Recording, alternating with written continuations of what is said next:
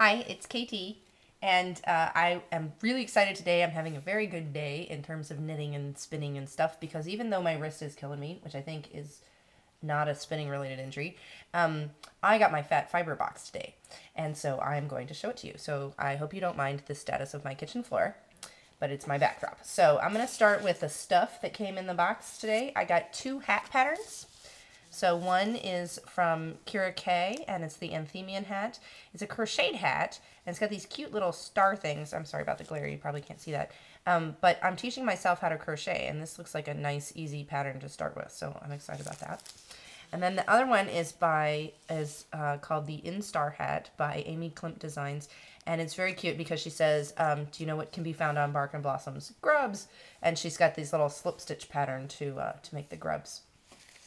The little packet of stuff this month came in a recycled paper container that is from Little K Gardens, and there are seeds in it, which is cool because the theme for this month's box is bark and blossoms or something like that. Got 3 stitch markers. So from In Stitches, got a little sock one, which is useful because I am knitting some socks for the daughter. From In Skein Designs, this one, which is a really nice removable one. Ta-da. And from Lampyridae, I love this one. It's a little Millefiore bead. It's very pretty with a little star on the bottom. So that's the stuff. I'm going to start with the yarns. So I took these out of bags oftentimes because I didn't want the glare to be too bad for you. So this is a little sample from Colorbug Yarns, and it's called Poppy. And I love these little bugs that she sends along, these little beads. They're so cute on the thing. From Neurotic Knitters, we've got this lovely little blue one. I just love blues and purples, so this makes me very happy. From By Rebecca with Love, she did one that was blueberries a couple months ago that I loved, and this one is called Marigold. I think her colors are great. I love the yellows, oranges, and greens. It's really pretty. For some reason, I'm like the only person in the world who cannot grow marigolds. I don't know why. They always die. From Moonlight and Laughter, this is called Daisy Chain, another really cute one with yellows and pinks. Kind of a theme this year, or this month. This is so incredibly soft. This is from Jag's Funky Fibers. She does really cool stuff with upcycling yarns. So she has a knack for finding really good sweaters to unravel and then wash and reskein. And so she sells them, and they're really economical, and they just are in fabulous shape. So this feels really soft. I have no idea what it is, but it's a lovely little pink color, and I think I'm going to make something, maybe a flower, for the daughter. And it's called Iris. 20 yards. This is from Little Bit of Heaven Fibers, and I love it. It's purple, and it is Superwash BFL, and it's just really pretty. It looks like it's been kettle dyed, maybe. Really nice. And then the ever popular samples from Light Brown Hair. She does this fabulous thing where she sends one nice generous size sample and then a bunch of little ones. And my sample for the month, which luckily I did not get, so unfortunately I can't show it to you, was this really cool star patterned flower thing, and it was done with this yarn, which is tomato of some sort. Heirloom tomato, I think it's called. So that was really fun. I really loved that one, and these are all really cool. I really like shock, purples and greens and blues. Light Brown Hair. So those are my yarns.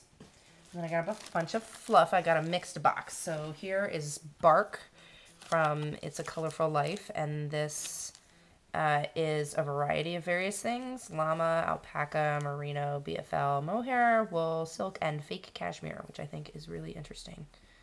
And hopefully you can see that it's all kinds of different browns and a little bit of pink in there. Another browns and pinks. This one's from Diana Stewart at Fiber Fancy. And again, this is a bunch of different blends. She calls it Pistachio Rose, which I think is really pretty. I like the pink in there. I'm thinking of doing a monster yarn that's a bunch of browns and pinks and for this month. Also from Moonlight and Laughter, I was lucky enough to get both one of her yarns and one of her fibers. Here's another one. This one's more of an olivey color and with a little bit of, I don't know, sort of maroon in there. Adirondack hemlock, she calls that. And then we get into some truly fun things. This is from Limpuride, so I got a stitch marker from her as well. And this one's fun. I kept it in the box because it's sort of difficult to get out. But hopefully you can see. It's got some Angelina in there and some greens and browns and really cool stuff. So I'm excited about that. I'm feeling like my spinning is finally progressing to the point where I can do some art yarn type of thing. So. And not by accident, like on purpose art yarns. This I'm so excited about. It was in the spoiler videos from Boho Knitter Chick, or Chic, however she says that. This is the Garden Gnome, and it is just so much fun stuff. I mean, look at this. There's some silk, and there's, I guess that's some knol of some sort, and green stuff, and just, I mean, all sorts of fun stuff. This must be Angelina, and just all kinds of fun stuff. So I took my life into my hands taking that out of the bag, but I wanted you guys to see. From Blue Mountain Handcrafts, they do fabulous stuff. She makes these great bags, and I was lucky enough to get one from my secret spoiler.